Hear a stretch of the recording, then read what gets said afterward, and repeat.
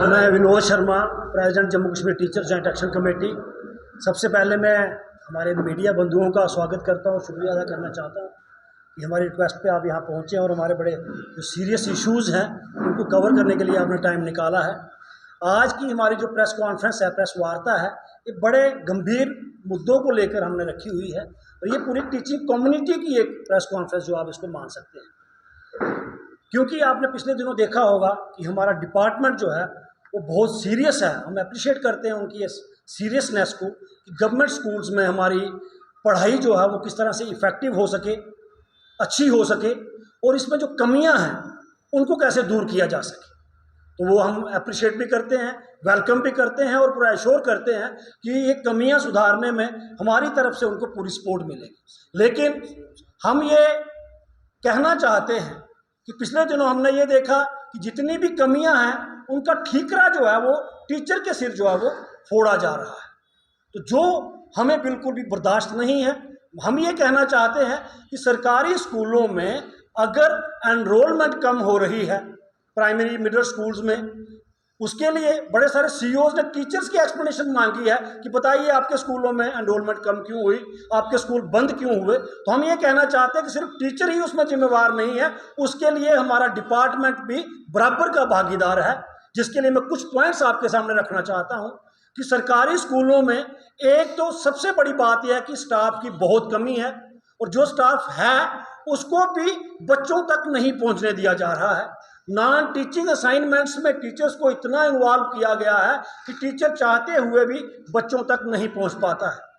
उसकी एग्जांपल्स मैं आपको दे दूंगा कि हमारे जो नॉन टीचिंग असाइनमेंट्स जैसे BLOs हैं, इसमें हमारे 99% टीचर्स हैं जो BLO का काम कर रहे हैं और वो साल में 2 से 3 महीने उनको कहीं ना कहीं इंगेज जो है वो रखा जाता है। पहले भी चाहे वो सर्वेज के नाम पे रखा जाएगा, सेंसस के नाम पे रखा जाएगा या वोटर्स की समरी रिवीजन के नाम पे रखा जाएगा। तो बताइए, जब टीचर 3 से 4 महीने स्कूलों में नहीं रहेगा तो क्या उसका बुरा प्रभाव जो है वो स्कूलों की एनरोलमेंट पे नहीं पड़ेगा? तो बताइए, उसके लिए क्या टीचर खुद जिम्मेवार है? एक DC ऑफिस से एक ऑर्डर आता है आदमी का कि जाइए आपको समरी रिवीजन करती है, तो क्या एक टीचर की हैसियत है कि DC के ऑर्डर को डिनाई कर सके या वो नहीं जाए? ऐसे ऐसे स्कूल हमारे तब ये निकल आते हैं, यहाँ पे स्कूल बंद करने की कगार पे आ जाते हैं, वहां दूसरा कोई टीचर नहीं होता। तो बताइए उसके लिए जिम्मेवार कौन है? हमारे अभी आप देखेंगे 35 दिन के बाद जो है वो समर जोन्स के स्कूल खुले हैं। इन छुट्टियां जैसे खुलने के बाद ही आज डेली बेसिस पे हमें JK समाधान और JK सेहत ऐप पे हमें लोगों को रजिस्टर करना है। रोज हमारे DDO जो है वो मैसेज डालते हैं कि आज आपको इतने लोग उस पर रजिस्टर करने हैं, नहीं तो आपकी सैलरी बंद कर दी जाएगी, आपकी एक्सप्लेनेशन निकाल दी जाएगी। बताइए, हम ये कहते हैं टीचर्स को आप छुट्टियों में लगाइए, छुट्टियों में वो काम करेंगे। आपने जैसे स्कूल खुले आपका समाधान भी शुरू हो गया, सेहत भी शुरू हो गया और दूसरी तरफ से आप चाहते हैं कि स्कूलों में रिजल्ट आए, स्कूलों में एनरोलमेंट बढ़ाए। क्या ये पॉसिबल है? इसके साथ साथ में बताइए इसके लिए कौन जिम्मेवार है? और गांव में जो हमारे सरकारी स्कूल हैं, जब हम कंपेयर करते हैं प्राइवेट स्कूलों को हमारे सरकारी स्कूलों के साथ, तो आप खुद ही देखिए क्या वहाँ की फैसिलिटीज़ जो हैं वो सरकारी जो प्राइवेट स्कूल हैं उनके बराबर की हैं? क्या इंफ्रास्ट्रक्चर हमारा वैसा है जो लोग अट्रैक्ट होते हैं प्राइवेट स्कूलों की तरफ? उसका कारण भी तो आप समझिए कि गांव में अगर कोई प्राइवेट स्कूल खुलता है तो उसकी परमिशन कौन देता है? डिपार्टमेंट देता है। उसके बाद एक प्राइमरी स्कूल में वहाँ कम से कम 5 से 6 टीचर होते हैं, जबकि हमारे गवर्नमेंट स्कूल में मैक्सिमम अगर टीचर होंगे प्राइमरी स्कूल में तो 2 होंगे, नहीं होंगे तो कई स्कूल ऐसे भी विदाउट टीचर चल रहे हैं, विदाउट स्टाफ चल रहे हैं, वहाँ उधारा स्टाफ लेकर चलाना पड़ता है। तो क्या इसका असर जो है वो एनरोलमेंट पे नहीं पड़ेगा? माइग्रेशन जो गाँव की शहरों में हो जाती है और जो आदमी गाँव से शहर में आता है तो उसका माइंड सेट ये होता है कि मैं प्राइवेट स्कूलों में ही बच्चों को पढ़ाऊंगा, सरकारी स्कूल में नहीं ले जाऊंगा। क्या बताइए उसके लिए कौन जिम्मेवार है?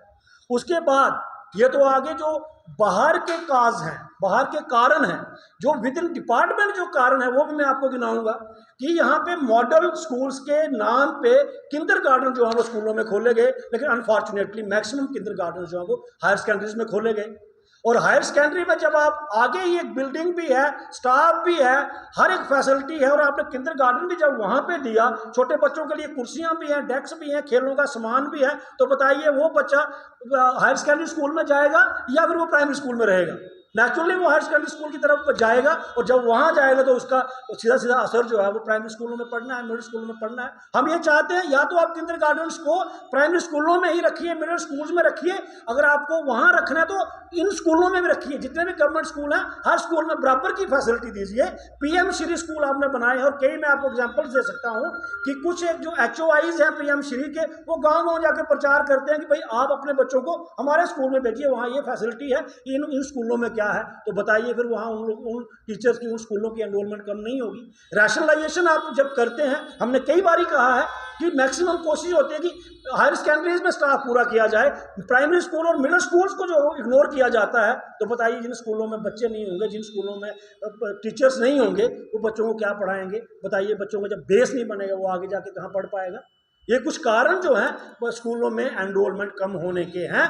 हम अपनी तरफ से अश्योर करते हैं कि आप हमें नॉन टीचिंग असाइनमेंट से बिल्कुल रिलीव कर दीजिए, फ्री कर दीजिए, 1 साल हमें दे दीजिए, और साल के बाद आप हमें असेस करिए कि क्या हमने स्कूलों में मेहनत की है या नहीं की है। जिसके लिए टीचर जिम्मेवार है उसको आप जो मर्जी सजा दे दीजिए, लेकिन इसकी जिम्मेवारी CO साहब को भी लेनी पड़ेगी, डायरेक्टर साहब को भी लेनी पड़ेगी, कमिश्नर साहब को भी लेनी पड़ेगी, DC साहब को भी लेनी पड़ेगी, और गवर्नमेंट को भी लेनी पड़ेगी। एक ही टीचर को सिर्फ आप उसके लिए जिम्मेवार नहीं ठहरा सकते हैं। और दूसरा, मिड डे मील, हमने कई बार कहा है कि एक टीचर जो है वो मिड डे मील के चक्कर में, पहले वो कई आपने देखा होगा कि टीचर सिलेंडर कंधे पे उठा के ले जा रहे हैं, चावलों की बोरियां सिर पे उठा के लेके जा रहे हैं, वो कभी चावल ढोएंगे, कभी सिलेंडर ढोएंगे, कभी सब्जी ढोएंगे, कभी मसाले ढोएंगे। बताइए बच्चों को कब पढ़ाएंगे वो? हमने ये कहा कि आप किसी NGO को दे दीजिए मिड डे मील, किसी थर्ड पार्टी को दे दीजिए, वो चलाए, ताकि टीचर जो हमारा पूरा बच्चों पे फोकस कर सके। ये कुछ सजेशंस हमारी थी। और दूसरा एक पॉइंट जो है डीप फ्रीजिंग का है कि यहाँ पिछले दिनों एक प्रपोजल आया डिपार्टमेंट की तरफ से कि जो SSA के तहत हमारे टीचर्स लगे थे उनको बाद में TG2, TG3 बनाया गया, और उनके लिए जो पोस्टें हैं उनको फ्रीज किया गया था कि जब तक ये लोग एब्जॉर्ब नहीं हो जाते तब तक नई पोस्टें नहीं निकलेंगी। हम ये समझते हैं, गवर्नमेंट की इंटेंशन भी समझते हैं, गवर्नमेंट की मजबूरी भी समझते हैं, और ये एक अगर ऐसा स्टेप है तो हम भी चाहते हैं कि सोसाइटी में बड़े हमारे ही भाई बहन, हमारे ही बच्चे जो हैं, पढ़े लिखे बच्चे जो बेकार घूम रहे हैं, उनके लिए अपॉर्चुनिटीज़ होनी चाहिए। लेकिन उनकी अपॉर्चुनिटीज़ क्रिएट करते करते जो डिपार्टमेंट से में 20 से 25 सालों से काम कर रहे हैं, उनके फ्यूचर को अगर आप अंधेरे में रखेंगे तो बताइए वो उस टीचर से आप एक्सपेक्ट नहीं कर पाएंगे कि वो स्कूलों में बच्चों को पढ़ा पाए। और आपने इन TG2, TG3 टीचर्स को सरप्लस जो है वो कोशिश की है कि सरप्लस आप बताएं, वो सरप्लस कैसे हुए? हम ये कहते हैं आप क्यों नहीं पोस्टें क्रिएट करते? जब एक SSA का टीचर लगा प्राइमरी स्कूल में तो स्कूल खुला था, वहां पे 2 पोस्टें निकली थी, उन 2 पोस्टों में वो लगा था। मिडिल स्कूल जब बना, प्राइमरी स्कूल से मिडिल स्कूल बना, तो उसमें 1 मास्टर ग्रेड की पोस्ट आई और 3 RETs की आई, वहां पे 4 टीचर जो है वो लगे, तब जाके 6 टीचर मिडिल स्कूल में हुए हैं, अन्यथा वहां 2 ही टीचर होते। अगर वो 4 टीचर मिडिल स्कूलों में और वो 2 टीचर प्राइमरी स्कूलों में सरप्लस है, तो बताइए फिर उन स्कूलों को चलाने वाले लोग कौन हैं? आप ये एक तबके को अपॉर्चुनिटी देने के लिए दूसरे तबके को आप हरास या उसको एक मेंटल ट्रॉमा में नहीं डाल सकते हो, जिसके जो परिणाम हैं वो बुरे ही होंगे, नेगेटिव ही होंगे, पॉजिटिव नहीं होंगे। अब आप ये कहेंगे इन सारी बातों को लेकर इनका इलाज क्या है? हम भी चाहते हैं कि सरकारी स्कूलों में बच्चों की एनरोलमेंट बढ़े, तो हम ये चाहते हैं कि डिपार्टमेंट एक्सप्लेनेशन निकालने के बजाय, उनको पनिश करने के बजाय, उनको बुलाए जो फील्ड में लोग काम कर रहे हैं। हमारे ZDO साहबान को बुलाओ, आप CO साहबान को बुलाओ, हेड मास्टर्स को बुलाओ, टीचर्स को बुलाओ, वो आपको सजेस्ट करेंगे कि किस तरह से सरकारी स्कूलों में अच्छे से एनरोलमेंट बढ़ सकती है और स्टैंडर्ड ऑफ एजुकेशन जो है वो और बढ़ सकता है। सबसे पहले आप नॉन टीचिंग असाइनमेंट से टीचर्स को फ्री कर दीजिए। जो पोर्टल्स आज हमारे 15 से 20 ऑनलाइन पोर्टल हमें स्कूल में जाके पहले वो भरने पड़ते हैं। जब लोग हमें बाहर से देखते हैं वो कहता टीचर फ़ोन पे लगा हुआ है, वो फ़ोन पे गेम नहीं खेल रहा होता, ना वो चैटिंग कर रहा होता है, वो स्कूल का काम जो 20 से 25 पोर्टल हमें रोज़ भरने हैं वो भर रहा होता है। और एक टीचर 20 से 25 पोर्टल जब भरेगा, बताइए बच्चों का पढ़ा पाएगा? तो इसलिए हम ये चाहते हैं कि गवर्नमेंट टीचर्स को आप इन नॉन टीचिंग असाइनमेंट से आप फ्री करें। जो फालतू के सर्वेज आप करवाते हैं, सेंसस आप करवाते हैं, आप उस कंसर्न डिपार्टमेंट से वो सेंसस करवाइए जिस डिपार्टमेंट का वो सर्वे है। अगर आपके पास वहाँ भी स्टाफ नहीं है, आप आउटसोर्स करिए, आप टीचर्स को मत एंगेज करिए, क्योंकि टीचर को जब आप एंगेज करेंगे वो बच्चों से दूर हो जाएगा और उसका प्रभाव जो है वो बच्चों की पढ़ाई पे पड़ेगा, अल्टीमेटली एनरोलमेंट पे पड़ेगा।